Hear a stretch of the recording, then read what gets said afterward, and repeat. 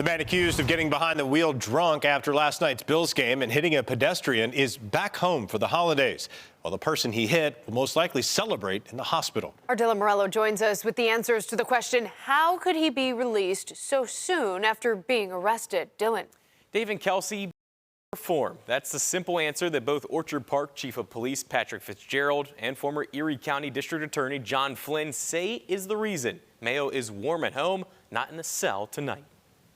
The impact that occurs when somebody chooses to consume alcoholic beverages and then get behind the wheel of a vehicle and drive is significant not only for them and their future, but also for the person that ultimately gets struck. Police tell us a 39-year-old Rochester man was hit by a car on Abbott Road last night following the Bills game.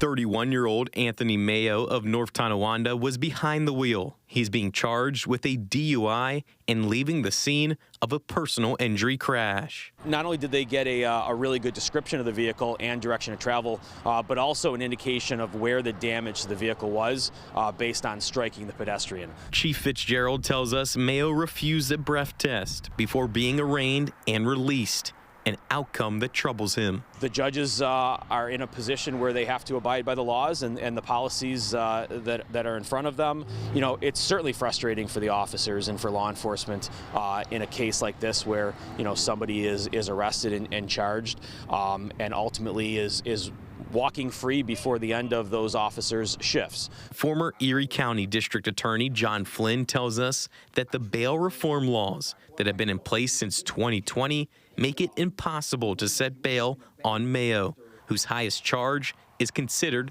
a Class E felony. You have a list of qualifying offenses that an individual has to be charged with and arraigned on in order to be bail eligible. But before that, a judge could put bail on any case. It could be even a misdemeanor. Flynn adds the main criteria for bail 4 years ago was flight risk. Chief Fitzgerald says that Mayo not only hit and ran from the scene, but is accused of fleeing when police tried to stop him later that night. What person is more of a flight risk than that person right there? In the bail reform, you can't even get to an analysis of the flight risk because it's not a qualifying offense. Flynn says he feels bad not only for the victim, but also the officers keeping the public safe. How do you think you're going to feel if you're a police officer? You've been working now for a shift, probably a double shift, in the freezing cold, with, you know, chaos all around you, and this guy is walking out the door even before your shift ends. Of course they're upset, and they have every right to be upset.